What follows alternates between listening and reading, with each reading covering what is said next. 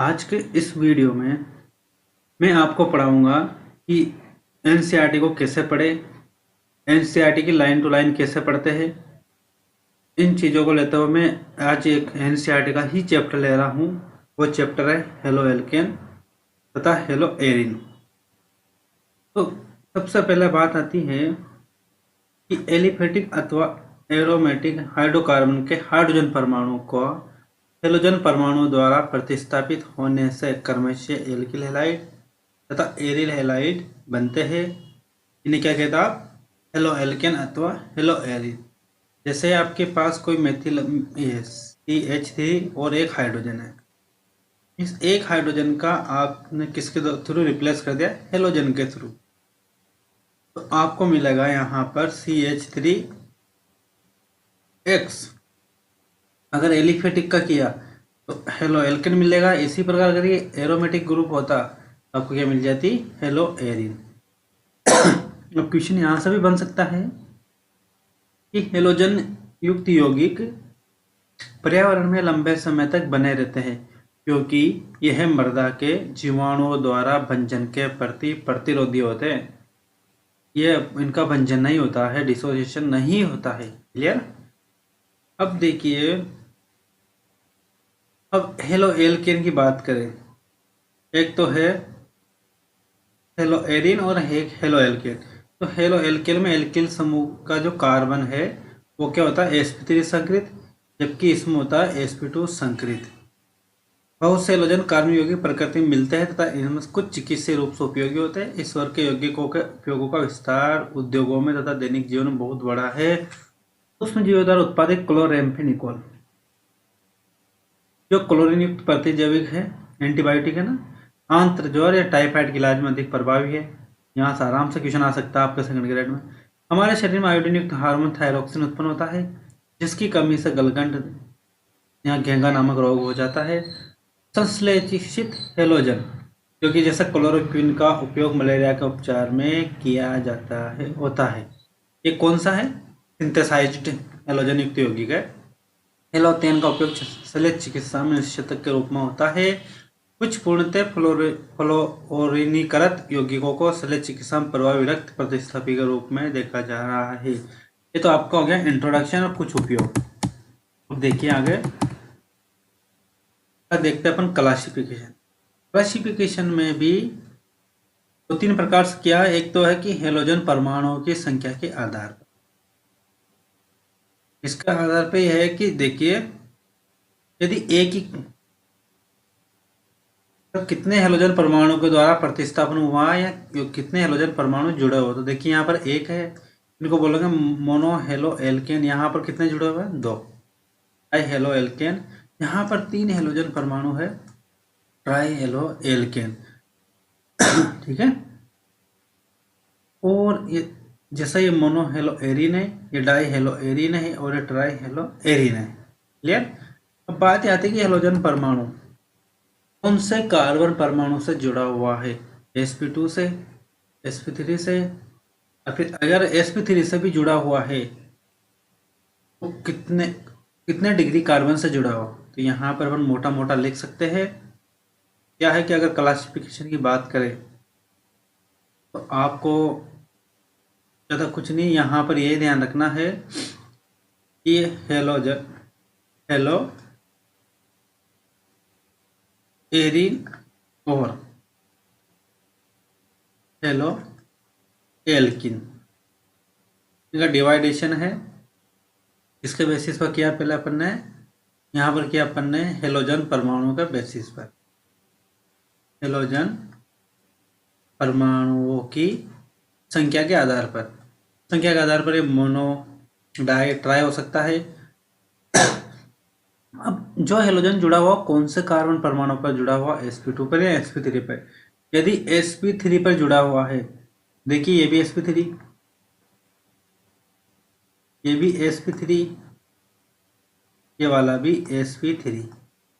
बात ये आती है कि जब ये हेलोजन sp3 से ही जुड़ा हुआ है तो इसमें नया डिफरेंशिएशन क्या करेंगे अपन? वो ये है कि इस कार्बन के पड़ोस में ओनली एक ही कार्बन है, इसलिए इस कार्बन की डिग्री है 1 डिग्री।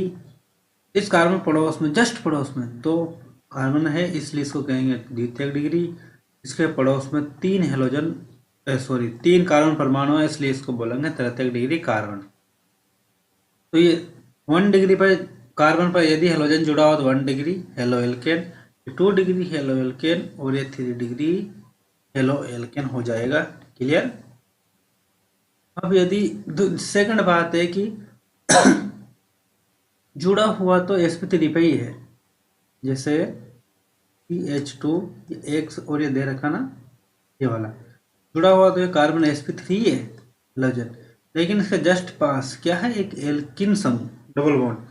तो डबल बॉन्ड ये है sp2, sp2 के जस्ट पास sp3 कार्बन, और उस पर हेलोजन जुड़ा हुआ तो उसको बोलते हैं अपन, क्या बोलते हैं, एलाइलिक। एलाइलिक क्या बोलते हैं इसको, एलाइलिक। देखो ये sp2, इसका जस्ट पास sp3, उस पर जुड़ा हुआ हेलोजन, तो ये क्या हुआ, एलाइलिक हैलाइड। इसी प्रकार देखिए ये बेंजीन रिंग, ये CH2, तो ये हो गया बेंजाइलिक। बेंजाइलिक पर अगर हेलोजन जुड़ा हुआ तो बेंजाइलिक हैलाइड हो जाएगा। इस पूरे ग्रुप को बेंजीन प्लस CH2 को मिलाकर कहते हो बेंजाइलिक। क्लियर। और ये आपका बेंजाइलिक हो गया। ये तो था आपके sp3 का वर्गीकरण। अब sp2 कार्बन है, तो उस पर यदि डायरेक्ट sp2 पे हेलोजन जुड़ा हुआ हो तो क्या बोलते हो उसको, विनाइलिक। क्या बोलते हो, विनाइलिक, ये याद रखना। और डायरेक्ट बेंजीन रिंग पे हेलोजन जुड़ा हुआ sp2 तो एरियल हैलाइड बन जाएगा। ये सब्स्टिट्यूटेड एरियल हैलाइड, और ये एरियल हैलाइड। आई थिंक आपके ये समझ में आ गया होगा क्लासिफिकेशन क्या है। क्लासिफिकेशन में मोटा मोटा एक तो हेलोजन परमाणु की संख्या याद रखनी है। हेलोजन परमाणु की संख्या के बाद आपको इसमें क्या ध्यान रखना है कि हेलोजन परमाणु कौन से कार्बन एटम पर जुड़ा हो, sp2 पे या sp3 पे। फिर sp3 का भी फर्दर क्लासिफिकेशन और sp2 का भी फर्दर क्लासिफिकेशन, ये आपका आ गया होगा समझ में। आते हैं अपन इसके नामकरण पर। तो जो नाम पद्धति है उसमें अपन दो ही चर्चा करेंगे, सामान्य और IUPAC।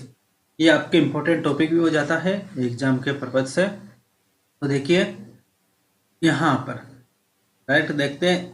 अगर मैं इसकी बात करूं CH3 CH2 CH2Br, अगर सामान्य नाम की बात करें तो 3 कार्बन की चेन है, स्ट्रेट चेन है, सीधी चेन है, इसको क्या कहेंगे, एन प्रोपिल और ब्रोमाइड। ब्रोमीन जुड़ा हुआ ना इसलिए ब्रोमाइड, एन प्रोपिल ब्रोमाइड। और IUPAC की बात करें तो ये हमेशा किसके रूप में आता है, प्रतिस्थापी के रूप में। हेलोजन परमाणु हमेशा प्रतिस्थापी के रूप में आते हैं। तो अगर इसका नंबरिंग कर लें 1 2 3, तो मिनिमम नंबर मिलने चाहिए हेलोजन को। तो ये 1 ब्रोमो, 1 पर ब्रोमीन है ना, 1 ब्रोमो प्रोपेन। क्लियर। अगर जैसे कोई चेन है, स्ट्रेट चेन CH3 CH और CH3, और यहाँ से कोई, यहाँ से किसी चेन में जुड़ा हुआ या फंक्शनल ग्रुप के या प्रतिशत रूप में काम करता, इसको बोलते हो, आप बोलते हो इसे आइसो। क्या बोलते हो, आइसो। जब इसको आइसो बोलते हैं, 3 चेन का है तो आइसोप्रोपाइल, 3 कार्बन का इसलिए आइसोप्रोप है। क्लोरीन जुड़ा हो तो इसे बोल देंगे अपन आइसोप्रोपिल क्लोराइड। यहीं से समझ जाना चाहिए कि क्लोरीन कहाँ पर जुड़ा हुआ, बीच वाले कार्बन पर, यहाँ। अब यदि इसका IUPAC नाम की बात करें, नंबरिंग किधर से भी करो, क्लोरीन को सेम अंक मिलेंगे। तो 1 2 3, 2 पे क्या क्लोरीन, तो 2 क्लोरो प्रोपेन। क्लियर। अब इसको देखिए, अब अपन को देखना है नंबरिंग किधर से करें। तो ये कार्बन प्रतिस्थापी है, अगर इधर से नंबरिंग करें 1 2 3, इसको 2 मिलेगा, इसको 3 मिलेगा। लेकिन इधर से नंबरिंग करें तो क्लोरीन को 1 मिलेगा, इसको 2 मिलेगा। तो नंबरिंग इधर से होगी 1 2 और 3। अब देखिए मैंने अभी क्या बोला था, इसको isopropyl group. 1 minute, CH3 CH3, ये तो हो गया आपके आइसोप्रोपाइल ग्रुप। यदि मैं इसके एक और हाइड्रोजन को रिप्लेस कर दूं, इससे मिथाइल से 1 2 3 4 कार्बन हो गया ना, तो इसको बोलेंगे अपन आइसोब्यूटिल। ठीक है, कौन सा ग्रुप बोलेंगे ऐसे, आइसोब्यूटिल। देखिए सॉरी, आइसोब्यूटिल, ये आइसो ग्रुप हो गया। अब ये हो गया आइसोब्यूटिल, और यहाँ से क्लोरीन जुड़ेगा ना, आइसोब्यूटिल क्लोराइड। ठीक है, तो देखिए ये तो हो गया आइसो समूह, तो आइसोब्यूटिल क्लोराइड हो गया। अगर आयुपेसी की बात करें तो 1 पे क्लोरो, 2 पे मेथिल। तो अगर अल्फाबेट से चला तो पहले सी आता है फिर एम आता है, तो क्लोरीन को पहले लिखेंगे, इसलिए 1 क्लोरो फिर 2 मेथिल प्रोपेन। समझ में आ रहा होंगे आपके ये आयुपेसी नामकरण। ये तो था हेलो एल्किन। अब हेलो एरिन का देखते हैं। इसका तो ब्रोमोबेंजीन बोल सकते हैं, अगर एक ही ब्रोमीन है कहीं लगाओ, या ब्रोमोबेंजीन। इसका आयुपेसी और सामान्य नाम में कोई अंतर नहीं है। ये 2 ब्रोमीन एटम जुड़े हुए हो डायरेक्ट बेंजीन रिंग से, अब उनकी पोजीशन 1 2 भी हो सकती है, 1 3 भी हो सकती है, और 1 4 भी हो सकती है। इस वाले एग्जाम्पल में है 1 3। 1 पर अगर एक ब्रोमीन है तो दूसरा ब्रोमीन के कौन सी पोजीशन पर, 3 पोजीशन पर। इस इसको बोलता है आप, इस कार्बन को इप्सो, इप्सो कार्बन। इप्सो के रेस्पेक्ट में ये पोजीशन कहलाती है मेटा। इसलिए अगर सामान्य नाम की बात करें तो इसको बोलेंगे मेटा डाइब्रोमो बेंजीन, यानी कि 2 ब्रोमीन एटम है एक दूसरे की मेटा पोजीशन पर।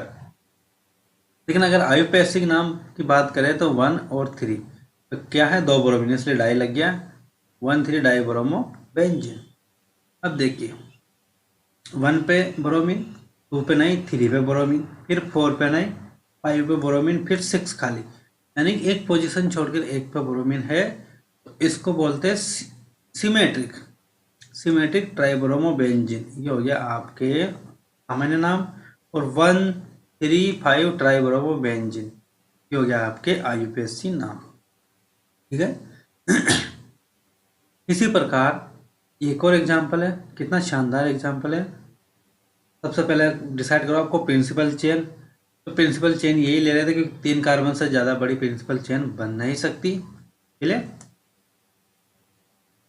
अब देखिए अगर नंबरिंग की बात करें, नंबर 1 इसको मिलेगा, नंबर 2 ये, और नंबर 3 ये। इधर से नंबरिंग करते हैं तो इसको 3 मिलता, जो पॉसिबल नहीं है। अब देखिए 1 पर क्लोरीन, इसलिए 1 क्लोरो। 2 पे 2 मेथिल समूह है, 2, फिर एक बार और 2 लिखेंगे, कितने मेथिल समूह, 2, इसलिए इसको बोलेंगे डाईमेथिल। और हो जाएगा 3 कार्बन की चेन थी ना, इसलिए propane. 1 chloro 2 2 dimethyl propane. Clear. इसी प्रकार इसको लिख देंगे आयुपेसी नाम 2 ब्रोमो प्रोपेन, जैसे 2 क्लोरो लिखा ना वैसे हो गया 2 ब्रोमो प्रोपेन।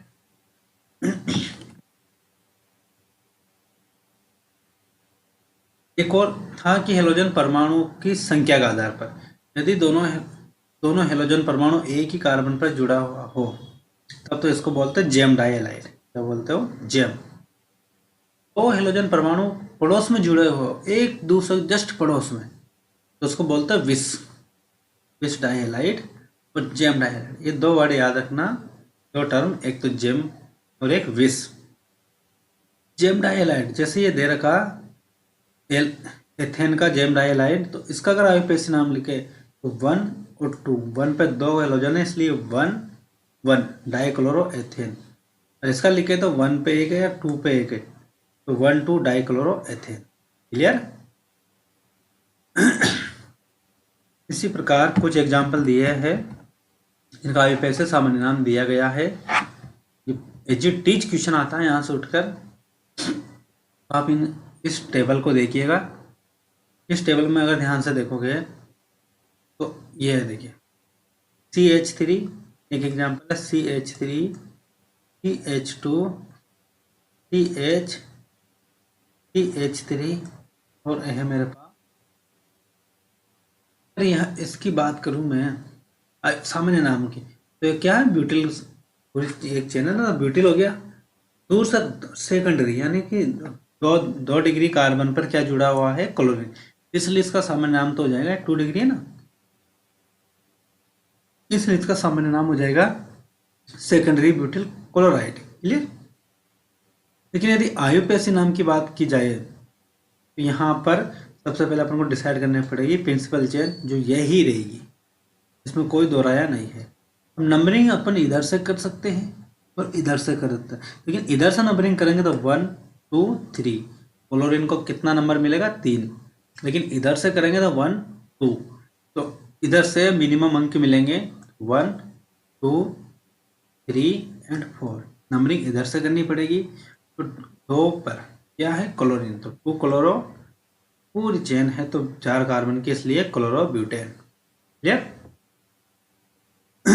अब ये है नेक्स्ट एग्जांपल आपके, वेरी वेरी इंपॉर्टेंट है, सामान्य नाम भी और इसका आईयूपीएसी नाम भी। देखिए एक कार्बन पे यदि कितने कार्बन जुड़े हो, 3 तो ये हो गया, क्लियर, और एक कार्बन ये हो गया, और इस पर जुड़ा हुआ है ब्रोमीन। तो एक कार्बन पर यदि 4 कार्बन जुड़े हो ना इस प्रकार से, इसका जो सामान्य नाम है इस ग्रुप का, इसको कहते हो नियो, कहते हो नियो। क्लियर। 5 कार्बन से मिलकर बनता है नियो, एक पे 4 जुड़ता तो 5 हो गया ना, इसलिए नियो पेंटिल, 5 कार्बन का ना, इस प्रकार स्ट्रक्चर को नियो बोला, नियो पेंटिल ब्रोमाइड, ये तो हो गया इसका सामान्य नाम। अब आईयूपीएसी की बात करें, आईयूपीएसी नाम के लिए आपको इसमें प्रिंसिपल चेन का डिसाइडेशन करना होगा, तो मैं इसे ही ले लेता हूँ। 3 कार्बन, ये 3 कार्बन की क्या बनेगी प्रिंसिपल चेन। क्लियर। नंबरिंग इधर से करनी पड़ेगी 1 2 और 3, क्योंकि इधर से इसको ज़्यादा अंक मिलता है इसलिए। तो 1 पे तो ब्रोमो, इसलिए 1 ब्रोमो, और 2 पे 2 मैथिल समूह, इसलिए 2,2 डाईमेथिल, 3 कार्बन की जो प्रिंसिपल चेन थी इसलिए प्रोपेन। 1 ब्रोमो 2 डाईमेथिल प्रोपेन, तो इसका हो गया आईयूपीएसी नाम, और जो सामान्य नाम है वो क्या हो गया नियोपेंटिल ब्रोमाइड। ये एग्जाम्पल आपके लिए एग्जाम के पर्पज से वेरी वेरी इंपॉर्टेंट है। इसी प्रकार ये देखिए क्या है tertiary butyl bromide, CH3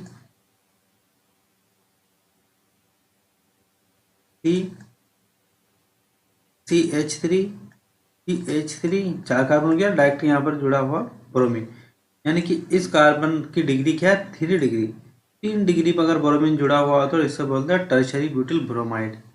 tertiary carbon हुआ नहीं है, जैसे ये सेकेंडरी हुआ था।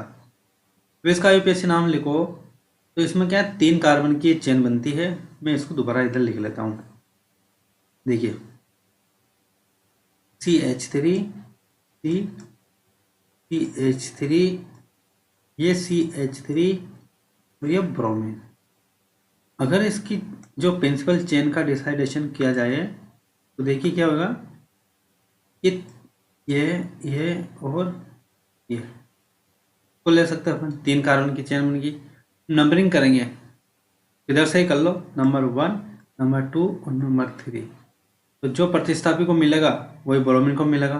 तो देखिए 2 ब्रोमो, ब्रोमीन को 2 ही मिला, और 2 मेथिल, मिथाइल को 2 ही मिला, और प्रोपेन। क्या आईयूपीएसी नाम समझ में। इसी प्रकार ये एग्जाम्पल है, ये भी वेरी वेरी इंपॉर्टेंट है। इसमें क्या है कि CH2CH डबल बॉन्डेड पे क्लोरीन जुड़ा हुआ, तो नंबरिंग यहाँ से करेंगे 1 2। तो अगर डायरेक्ट sp2 कार्बन पे जुड़ा हुआ क्लोरीन होता है तो क्या बोलते हैं इसको वाइनिल, एलिफेटिक के केस में तो वाइनिल क्लोराइड हो गया। लेकिन अगर आईयूपीएसी की बात करें तो क्लोरीन इस पे जुड़ा हुआ है, इस पे हो तो नंबरिंग की कोई जरूरत ही नहीं पड़ती, इसलिए बोल देते हैं इसको क्लोरोएथीन। एथीन डबल बॉन्ड है ना, इन लगता है। इसी प्रकार ये है CH2CH CH2Br। अब देखिए ये तो है sp2, sp2 के जस्ट पास है sp3 कार्बन। यदि sp2 के जस्ट पास sp3 कार्बन हो और sp3 कार्बन पर कोई हेलोजन प्रेजेंट हो तो ये पूरा ग्रुप मिलकर क्या कहलाता है एलिल, एलाइलिक ग्रुप। तो ये ब्रोमीन जुड़ा हो तो एलिल ब्रोमाइड, ये तो हो गया इसका सामान्य नाम। और यदि आईयूपीएसी नाम की बात करें तो नंबरिंग आपको इधर से करनी पड़ेगी इस बार। देखिए कैसे, CH2 double bond CH CH2 और ये Br। अगर आप इधर यहाँ पर, ये तो प्रतिस्थापी है और ये क्रियात्मक समूह है डबल बॉन्ड फंक्शनल ग्रुप, तो आपको नंबरिंग इधर से ही करनी पड़ेगी ताकि फंक्शनल ग्रुप को मिनिमम अंक मिले। तो 1 2 3। तो देखिए इस बार 3 ब्रोमो, इसको बोल सकते हैं डायरेक्ट प्रोपिन भी बोल सकते हो या फिर 1 प्रोपिन भी बोल सकते हो, ठीक है ना। 3 ब्रोमो प्रोपिन, क्लियर। आईयूपीएसी नाम। अब इसकी बात करें तो यदि मैं बेंजीन में CH3 लगा दूं, इसको मिलाकर के तो आप टोलुइन, क्या बोलते हो इसको, टोलुइन, सामान्य नाम है इसका टोलुइन। अब इस पे टोलुइन में एक और क्या जुड़ा हुआ, क्लोरीन, डायरेक्ट ऑर्थो पोजीशन पर। तो ऑर्थो क्लोरो टोलुइन बन गया। टोलुइन की ऑर्थो पोजीशन पर क्या है, मिथाइल ग्रुप के ऑर्थो पोजीशन पर क्लोरीन, ठीक है। और यदि मैं बात करूं आपसे इसके किसकी, आईयूपीएसी नाम की, तो यहाँ पर इसको 1 अंक मिलेगा, मिथाइल को ज़्यादा। प्रतिस्थापी में देखिए इसको नंबर 1 देना पड़ेगा, इसको नंबर 2, नंबर 3, नंबर 4, नंबर 5 और नंबर 6। तो 1 क्लोरो 2 मेथिल बेंजीन, ठीक है। या फिर 2 क्लोरो 2 क्लोरो ब्यूटीन। ये यहाँ पर इसमें, यहाँ पर मैं आपको शायद इस बुक में गड़बड़ दी है, इसका डाउट है, ये मैं देखकर बताऊंगा आपको कि मिस प्रिंट हो रही है। 2 क्लोरो ब्यूटीन कैसे हो सकता है, ये ना पॉसिबल ही नहीं है, मैं आपको ये देखकर बताऊंगा, ठीक है। तो अगर आपको तो आप कमेंट बॉक्स में भी लिख दीजिएगा इसका आंसर कि ये क्या मिस प्रिंट हो रही है यहाँ पर, क्लियर। आगे बढ़ते हैं। तो मैंने बोला था आपसे कि बेंजीन पर यदि CH2 ग्रुप हो और ये आपके क्या बने, प्रतिस्थापी बने, तो देखिए ये क्या कहलाता है, बेंजाइलिक। अगर इस पर हेलोजन जुड़ा हो, जैसे कि यहाँ पर क्लोरीन जुड़ा हुआ, तो इसको बोलते हैं बेंजिल क्लोराइड। यहाँ पर जो आईयूपीएसी नाम लिखा है उसमें क्या लिखा कि इसको प्रिंसिपल चेन माना है, इसी पर इसको भी प्रतिस्थापी माना, इस क्लोरीन को भी प्रतिस्थापी माना। तो क्लोरो, फिर फेनिल ग्रुप जुड़ा हो इस पर, ये वाला फेनिल, तो क्लोरोफेनिल मेथेन, क्लियर। CH2Cl2 ये आपके बहुत अच्छा सॉल्वेंट भी है, डाइक्लोरोमीथेन, आपके सिंथेसिस में बहुत यूज होता है, इवोपरेट भी जल्दी हो जाता है। और फिर क्राफ्ट एसाइलेशन में तो आप इसी सॉल्वेंट का यूज करते हो। जो CH2Cl है, देखिए अगर बात करें तो एक ही कार्बन पे 2 हेलोजन है, इसलिए जेम हो गया ना, जेम डाइहाइलाइड, मेथिल का डाइहाइलाइड है इसलिए मेथिलीन क्लोराइड। CH3 को तो बोलते हो आप मेथिल, और CH2 को बोलते हो आप मेथिलीन, इसलिए मेथिलीन क्लोराइड। इसका अगर आईयूपीएसी नाम की बात करें तो एक पे है ना, तो डाइक्लोरोमेथेन, क्लियर। ये है काम सामान्य नाम जानते हो आप इसका, क्लोरोफॉर्म, ये भी बहुत अच्छा सॉल्वेंट है, अभी सिंथेसिस में सॉल्वेंट के रूप में यूज होता है क्लोरोफॉर्म। अरे हो जाएगा ट्राइक्लोरोमेथेन, 3 क्लोरोन एक पर ही है, इसी प्रकार ट्राइब्रोमोमेथेन हो जाएगा। और एक ही कार्बन पे 4 हेलोजन है तो कार्बन टेट्राक्लोराइड, ये भी अध्रुवीय सॉल्वेंट है, ये भी बहुत यूज होता है। और यदि आप सिंथेसिस कर रहे हो, मिरविन एराइलेशन कर रहे हो, तो फिर उस टाइम पे डायजोटाइजेशन के द्वारा उस टाइम पे अगर रिक्रिस्टलाइजेशन करना हो सिंथेसिस प्रोडक्ट का, तो आप कार्बन टेट्राक्लोराइड ही यूज करते हो, ये हो जाएगा tetrachloromethane, clear. CH3 CH2F, N propyl fluoride या 1 फ्लोरोप्रोपेन। तो आपकी टेबल में जो चुनिंदा एग्जाम्पल थे उनका आईयूपीएसी नाम और सामान्य नाम पूरा हो गया। अब एक उदाहरण है वो आप देख लेना कि C5H11 Br अणु वाले 8 संरचनात्मक समायोगी की संरचना बनाइए। ये दे रखा आईयूपीएसी सभी समायोगों को नाम दीजिए तथा उन्हें प्राथमिक द्वितीय तृतीयक ब्रोमाइड के रूप में, यानी कि इसने नाम भी पूछ लिया, क्लासिफिकेशन भी पूछ लिया, और नाम में भी देखो आईयूपीएसी नामकरण पूरा क्लियर हो जाएगा। जैसा कि C5H11 का पहला बना रखा 5 तो कार्बन है, 11 हाइड्रोजन ब्रोमीन, तो स्ट्रेट चेन बनाया ये वाला, तो 1 ब्रोमो पेंटन हो जाएगा, 1 डिग्री है। एक डिग्री, इस कार्बन डिग्री क्या है 1 डिग्री, क्योंकि इसके जस्ट पड़ोस में एक ही कार्बन है, इसलिए 1 डिग्री पर जो ब्रोमीन जुड़ा होता है तो उसे 1 डिग्री हेलो एल्केन कहते हैं। तो 1 ब्रोमो पेंटेन 1 डिग्री है। इस ब्रोमीन को उठाकर यहाँ लगा दिया तो हाइड्रोजन आ गया, तो 2 ब्रोमो पेंटेन। इस प्रकार एक बार इस ब्रोमीन को यहाँ लगा दिया 3 ब्रोमो पेंटेन, 2 डिग्री 2 डिग्री, तो 3 तो बन गई है हेलोजन की पोजीशन चेंज करने से। अब जो ये सीधी कार्बन चेन थी, इसमें ब्रांचेज उत्पन्न कर देते हैं। तो 1 ब्रोमो था, लेकिन एक CH2 को उठाकर कहाँ रख दिया, ब्रांच बना दी। देखिए ये कार्बन 2 मेथिल ग्रुप कर दिया, इसलिए 1 ब्रोमो 3 मेथिल। ये पूरा एग्जाम्पल आप देख लीजिएगा, अगर कोई भी डाउट आओ तो आप पूछ लीजिएगा, मैं आपके डाउट क्लियर कर दूंगा। देखिए यदि कुछ और एग्जाम्पल दे रखे हैं जिनका क्या करना है, आपको IUPAC से नामकरण करना है, तो यहाँ पर एक ये एग्जाम्पल है, IUPAC से नामकरण करोगे तो क्या करोगे, सबसे पहले आपको नंबरिंग करना आना चाहिए। यदि आप इधर से नंबरिंग करोगे 1 2 3 4 एंड 5, तो जो ये इन और आयन आपके क्रियात्मक समूह के रूप में काम करते हैं और हेलोजन हमेशा आप क्या रहता है, प्रतिस्थापी। यदि इधर से नंबरिंग करूंगा तो 1 2 3 4 एंड 5 3 नंबर मिलेंगे किसको, क्रियात्मक समूह को। और इधर से नंबरिंग करूंगा तो 1 2 कितना नंबर मिलेंगे, 2 नंबर।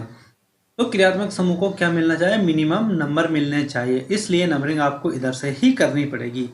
ये गलती मत कर देना, 1 2 3 4 और ये 5, इसलिए आपके जो प्रतिस्थापी 4 नंबर पाया, तो इसका नामकरण करेंगे तो 4 पे क्या, ब्रोमीन और ब्रोमो।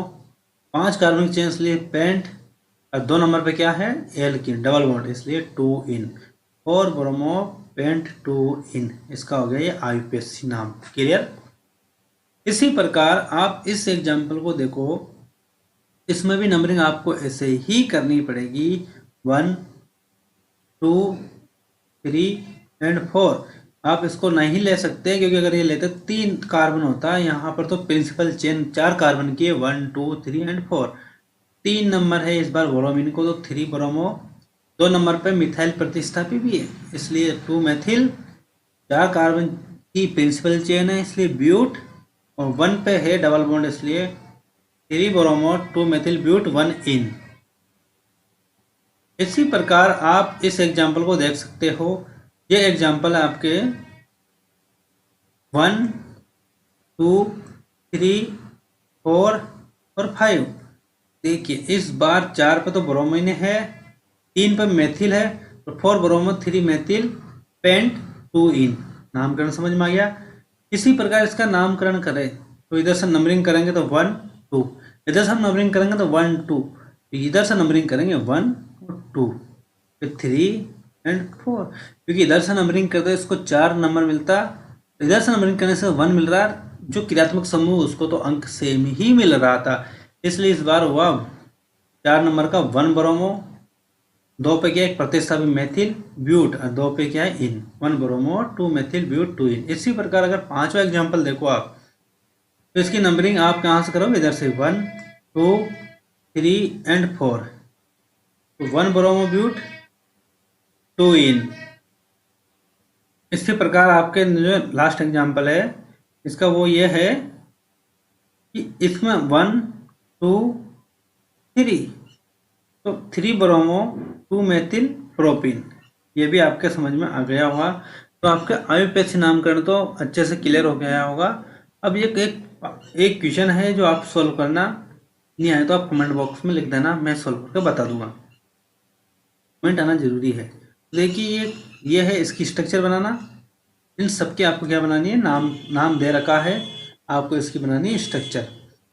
अब आगे देखते हैं CX आबंध, यानी जो CX बॉन्ड है इसकी प्रकृति क्या है, इसके बेसिस पर अपन इसकी केमिकल प्रॉपर्टीज पढ़ेंगे, वो पढ़ेंगे नेक्स्ट वीडियो में। धन्यवाद।